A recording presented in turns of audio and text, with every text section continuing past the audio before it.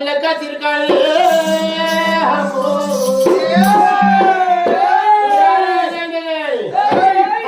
రాజా పాప సుందర రాజా